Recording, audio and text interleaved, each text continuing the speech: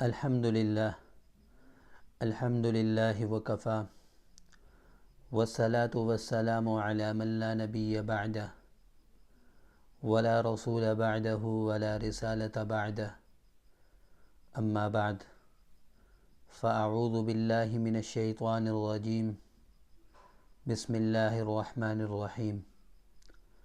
معزز دوستو، بھائیوں، بزرگوں اور سماعت فرمانے والی بہنوں، السلام علیکم ورحمۃ اللہ وبرکاتہ۔ آپ تمام حضرات کو اپنے چینل روحانی اعمال میں دل کی گہرائیوں کے ساتھ خوش آمدید کہتا ہوں۔ معزز سامعین، انسان کی آزمائشوں میں ایک آزمائش قرض بھی ہے۔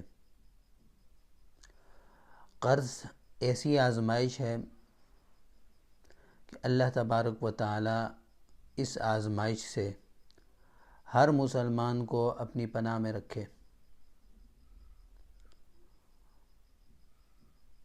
تو اس لیے قرض بہت بڑی آزمائش اور بہت بڑا بوجھ ہوتا ہے، اور اس کی ادائیگی کی فکر مندی نہایت ضروری ہے۔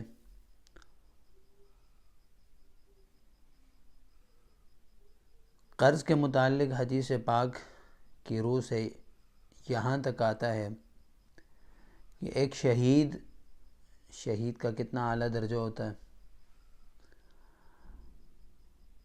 شہید کے متعلق فرمایا گیا کہ اس کے خون کا پہلا قطرہ گرتے ہی اللہ سارے گناہ معاف کر دیتا۔ لیکن قرض ایسا گناہ ہے اور ایسی آزمائش ہے کہ وہ اس حالت میں بھی معاف نہیں ہوتا۔ بہرحال قرض ادا کرنا ہوگا، وہ اللہ پاک جیسے بھی چاہیں اور جس طرح چاہیں اس کے قرض کی ادائیگی ہوگی۔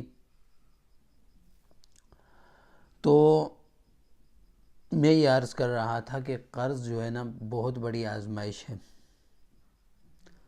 اور بہت سارے لوگ اس معاملے میں پریشان رہتے ہیں۔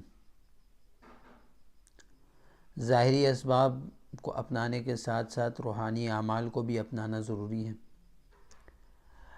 تو آج کی اس نشست میں آپ حضرات کو قرض کی ادائیگی کا ایک ایسا وظیفہ بتاؤں گا، اگر آپ اس کا اہتمام کرو تو اللہ تبارک و تعالی اپنے فضل سے، اپنے کرم سے آپ کے قرض کی ادائیگی کا بندوبست فرمائیں گے، اور قرض کی ادائیگی سہل ہو جائے گی، آسان ہو جائے گی۔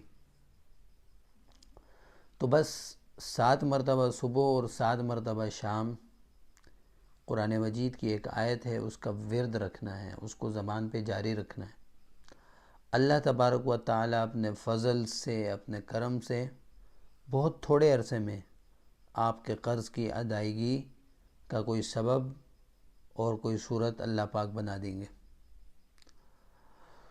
تو سورہ آل عمران کی آیت نمبر 26، قُلِ اللَّهُمَّ مَالِكَ الْمُلْكِ تُؤْتِي الْمُلْكَ مَن تَشَاءُ وَتَنزِعُ الْمُلْكَ مِمَّن تَشَاءُ وَتُعِزُّ مَن تَشَاءُ وَتُذِلُّ مَن تَشَاءُ بِيَدِكَ الْخَيْرُ إِنَّكَ عَلَى كُلِّ شَيْءٍ قَدِيرٌ۔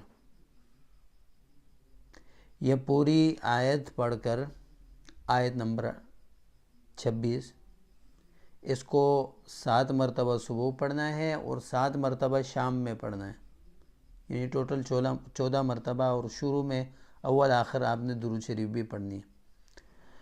تو یہ عمل آپ کریں گے، اللہ تبارک و تعالی اپنے فضل سے، اپنے کرم سے آپ کو قرض سے نجات عطا فرما دیں گے، اس کا بہترین سبب بنا دیں گے۔ تو اس لیے اس عمل کی ضرورت ہے، اس کو آپ کیجئے۔ یہ بہت ہی عمدہ عمل ہے، اس کا آپ اہتمام کیجئے۔ اللہ اپنا فضل، اپنا کرم شامل حال ضرور فرمائے گا۔ وآخر دعوانا ان الحمد للہ رب العالمین.